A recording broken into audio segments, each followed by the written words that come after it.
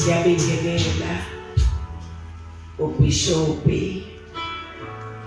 abagcotshwa bakhona lapha ekhaya, obaba bethu, omama bethu, isikhundla zonke, amakomiti wonke kusukela kusonto sikole kuze kufika phezulu kwelo baba.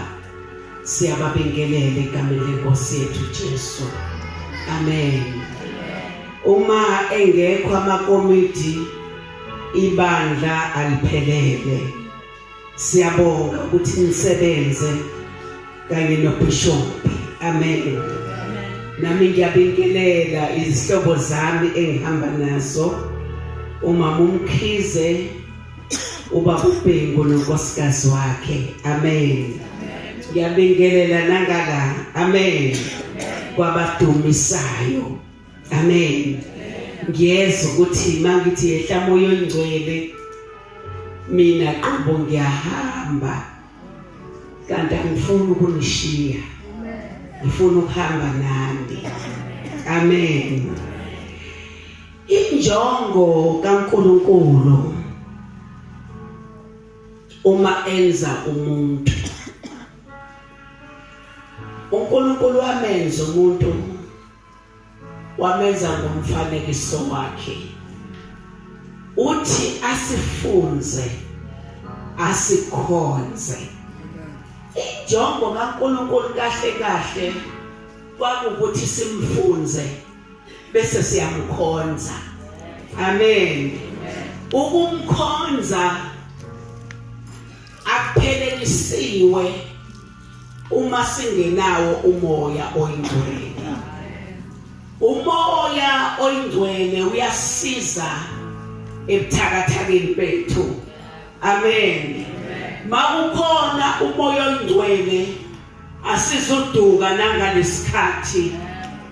nangalesikhathi sezimangaliso engezona zikaJesu asizuduka uma sinomoya. Kanti umoya oyingcwele wenzani?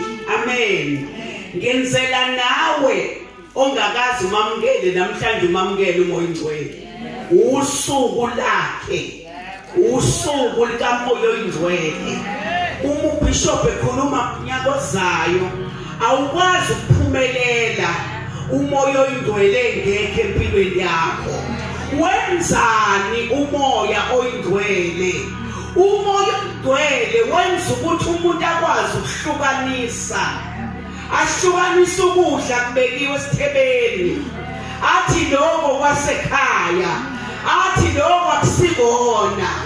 Thina abeGrammophone siyazi ukuthi kwakukhona inkambi, iGrand T yayiyinkambi, i5 Voices yayiyinkambi. Uma uzothela itiye wawumfaka etiphotini, bese ubeka isefo, ukuze manje amakhaflithi enkamba sale ngaphezulu. Umoya oyingcwele uyisisefo. Uma ikhola lingena umoya linasi isisefo, lidla noma yini, lingatholakala ligula lifa ngoba lidla ukudla okungekona kwasekhaya. Umntwana kaNkulunkulu nomoya unesefo, noma kubeka umabonakude, noma kushukela ngesingisi, noma kushukela ngeAfrikaans, noma kushukela ngesivenda, kodwa umabonakude wakhe, umoya wakhe uyasefa. Uthi lokho kwasekhaya, uthi lokho akusikona, uningisa ingane mawuyifunza, iyanikina mawuyikudla engakudingi. Amen. Hallelujah. Engakufuni ukudla, inika imikhanda, muyifaka ngenkani besithi kusho ukuthi lokudla kusikona. Uma sinamakholwa ngamamukeli umoya oyingcwele, soma namakholwa adla zonke izinto, bese kubuya lapho kubiza ubishop kuthiwa azothandaza. Kanti umuntu uye kwamanye ama-altari, akezange altari lasekhaya. Hallelujah.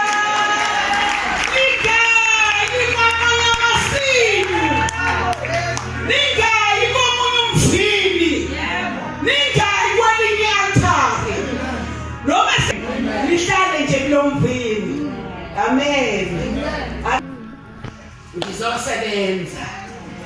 Ngizosebenza. Hallelujah. Sizosebenza nomyeni wami, sizosebenza. Uthi umzukulu wami Khokho, kwabanganje ukuthi ube umfundisi. Ngathi lo mbuzo ngophendula ngelinye ilanga. Ngobe ngathi ujulile. Ngizengancenga ngathi hayi ngekamngane yakho ngiyakabishop ngoba ngiyabona ukuthi kufanele sihlale ngoba sikaze sihlale kule weekend. Uyabuza ukuthi manje kwaba ngani ukuthi ngibe umfundisi. Amen. Enye imbuzo bazalwane.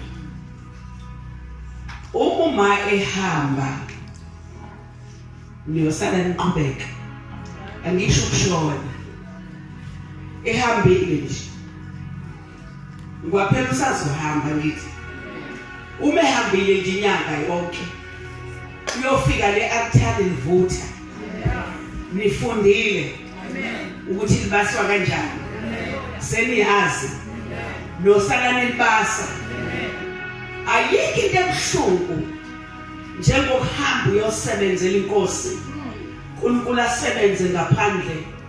Ufike ekhaya abantu behlafuna ushingami. Kungabonakali la kuyakhona. Amen bangcwele. Akake sivule ilizwi lenkosi ke bazalwane. Sengiqalile njalo. Sengisemsebenzini. Haleluya. Uzofunda babubhengu abese umama uMkhize aphakame athandaze. Sifunda amakhosi esibili nesahluko futhi esesibili. Sifunda ivesi lika 9 no 10 kuphela. Bese sivula izenzo 2 khona sofunda u3 noma singaqala eqaleni sifunda u1 no2 no3 no4 kuphela.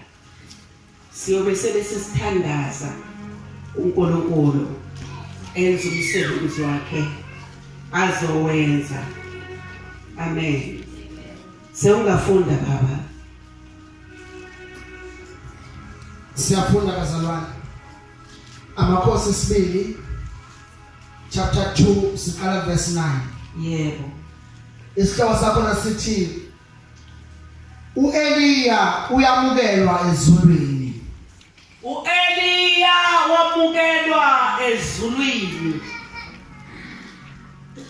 Eliya wamukelwa ezulwini. Kwakukhona umuntu owayelobehamba naye. uEliya wayengenalo uthando lalo muntu. Kodwa lo muntu ngoba kwakhona into ayifuna wayelokhu eseduze kwakhe. Haleluya. Wayelokhu nje eseduze kwakhe. Akazange avuma ukuhlukana naye. Amen. Funda baba. Verse 9. Yebo. Kwathi sebewelile uEliya wathi kuElisha, "Cela engiyakwenzela khona ngingakasuswa kuwe." Usethakankele manje azokwenzelwa ngoba ubona isineke sokuba seduze kwakhe. Uthi cela manje ngingakasuswa. Amen. Amen. Yebo baba. Wathi uElisha, "Makuphindwe kabili umoya wakho phezu kwami." uElisha wathi makuphindwe kabili umoya wakho. Nami ngizosho njalo eBheneza.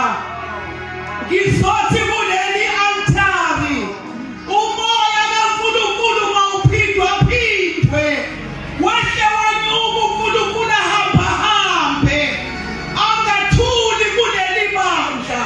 Umoya ongcwele uphindwa phindwe. Amen. Funda baba. Verse 10. Kepha wathi ucele into elikhuni noma nokho uma ungibona lapha ngingakasuswa kuwe kuya kuba njalo kuwe. Amen. Kodwa uma ungangiboni akuya kuba njalo. Yes. Amen. Amen. Ngicela ukhuleke baba. Linamandla babezu lakho. Lingowesibili. Thetha ngalo Thixo ekseni. Umphefumulo wethu ulangazelele. Ukuzwa ukuthi uthini kithi. Mana nomkhozi wakhe egameni lenkosi. Amen. U-Elisha no-Eliya. U-Elisha walingwa uma esehlukene no-Eliya. Amen. Kwabakhona abafana abazotesta ukuthi ngempela uyembathile yini ingubo ka-Eliya. Yahlolwa lento. Amen. Khona into engithandayo uma ethi umoya wakho mawuphindwe. Amen. Umoya ka-Eliya waphindwa ku-Elisha, waphindwa kabili, waphindwa kubonakala uma sehlangana nabafana bethu uyazenza akasiyena uyazenza. Amen. Bathi mabesho njalo, haleluya, kwaqhamuka ibhubesi labenza njani bazalwane, labadwengula bafa ngoba umoya wawuphindwa. Haleluya. Engathi Ebeneza umoya kaNkulunkulu ungaphindwa. uSathane enza isimangaliso singekho, uNkulunkulu enza isimangaliso zakhe kule Ebeneza ezingenamanzi, ezingenamakhandlela, ezingenamafutha, ezinegama likaJesu phela. Umoya kaJehova awuphindwe. Isicelo sika-Elisha nami ngisho njalo, bebaningi oThixo akakho ofana naye kuleli althari. Haleluya. Akaziwa omunye uThixo kusegameni likayise nelendodana nelikamoya oyingcwele, kusetshenzwa ngobuthathu emunye.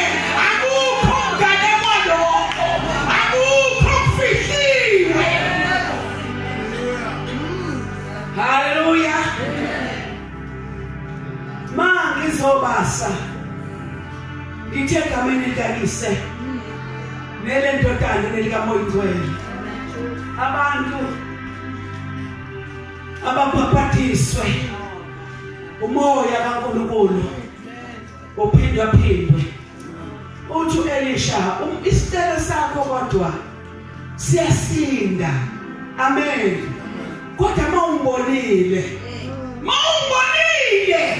kuzokwenzeka, kodwa mawungangibonanga ngeke kusekwenzeke. Haleluya. Yaqinisela indoda yafuna ukumbona ehlwithwa. Amen. Wayithatha u-Elisha ingubo wajijela kuye. Waqhamuka esegqokile ingubo, seyiphindiwe. Haleluya. Akube njalo e-Ebeneza, umoya kaNkulunkulu uphindwe. Haleluya. Sifunda manje izenzo, sizocela emva kwezenzo umama uMkhize athandaze. Sesizobe sesithandaza. uNkulunkulu umtshelile mina wathi uzosebenza, uzosebenzela umsebenzi wakhe.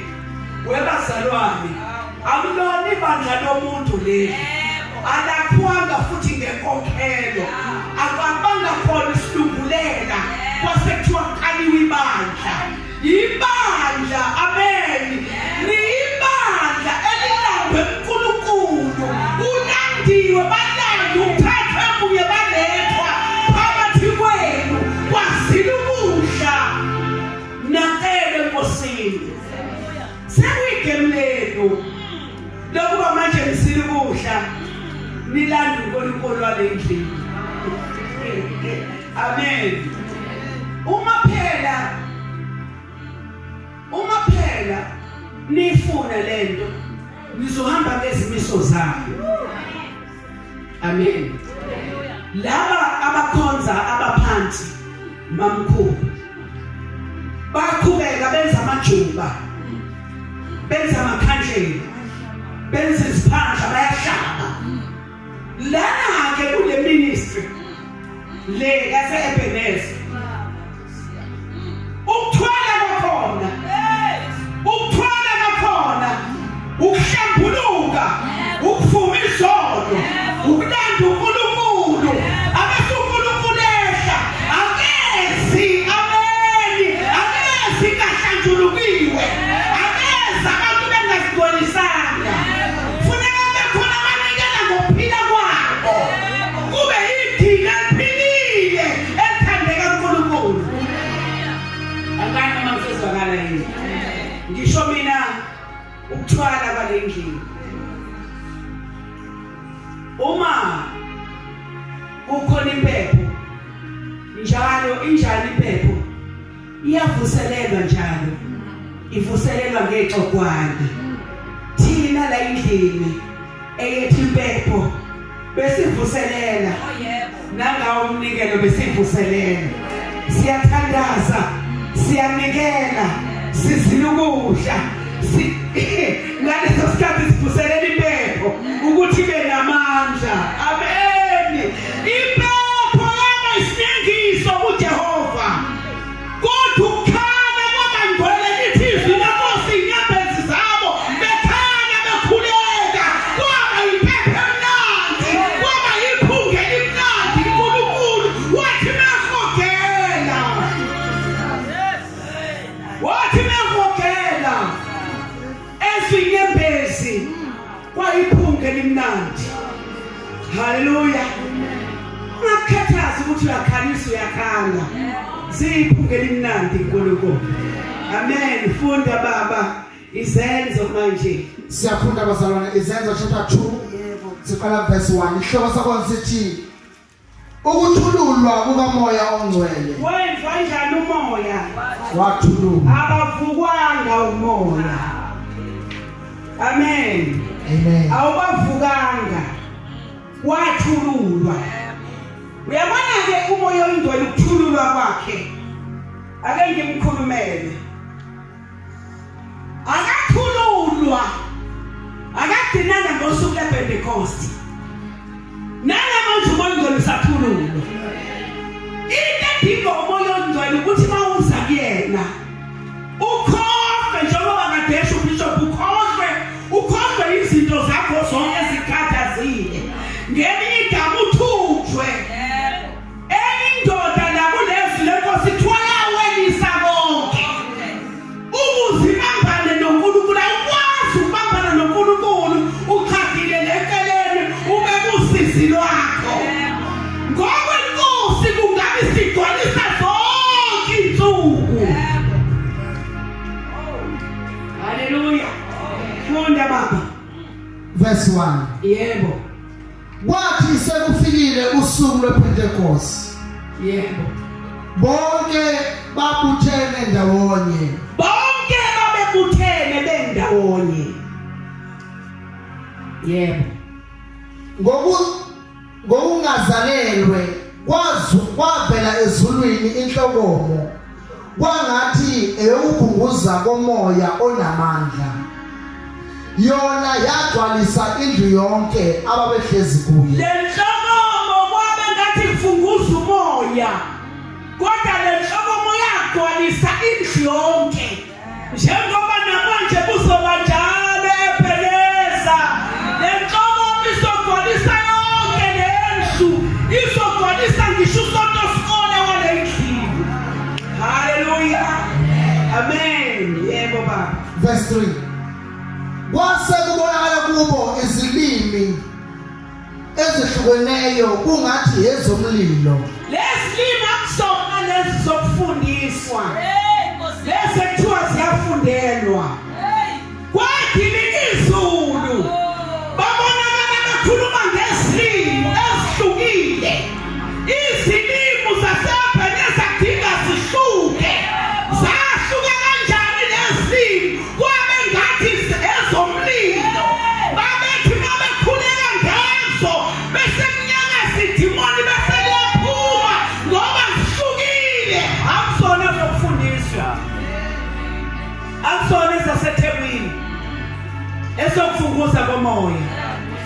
Haleluya.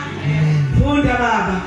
Zahlala phezu kwabo kwayilowo nalowo. Lesilimu sahlala kulowo nayilowo. Akuyona into abayifundiswa. Kodwa yehliswa izulu. Njengoba isahlala lendlini. Izilimu osikopelile nezilimu osifundile asikwazi ukutshela ukuthi khona impezayo. Asikwazi ukutshela ukuthi ima kanjani uzothandaza. Kodwa izilimu ezivela ezulwini ziyakhuluma. Zithi uma usathandaza kanje, thandaza kanje. Uma usadumisa kanje, dumisa kanje. Haleluya. Ngoba ngizona ezokukopelwa. Yebo funda baba. Verse 4. Base begcwala bonke umoya ongcwele. Bagcwala bonke. Bagcwala umoya oyingcwele. Bagcwala bonke. Bagcwala umoya oyingcwele. Ake usho na uthi nami Nkosi namhlanje ungamshiyi. Nami ngigcwalise. Funda baba. Bagcwala bonke umoya ongcwele. Baqala ukukhuluma ngezinye izilimi. Bagcwala bonke begcwala umoya oyingcwele. Baqala bonke bakhuluma ngale bazalwane. Bakhuluma ngezilimi. Kanti ziyini zona izilimi? Ziyini izilimi kanti? Zenzani izilimi? Mawukhona udingi ube ikhona endakaze khulume ngezilimi. Ngoba usikuthi akwazi uzakhe wena. Ngoba umuntu okhuluma ngezilimi uzakha yena. Umuntu okhuluma ngezilimi ukhuluma imfihlo yakhe noNkulunkulu wakhe. Umuntu ongakaze akhulume ngezilimi akakaze ayixoxe imfihlo yakhe noNkulunkulu wakhe. Uyafana nomuntu obecaweni. Haleluya. Funda baba.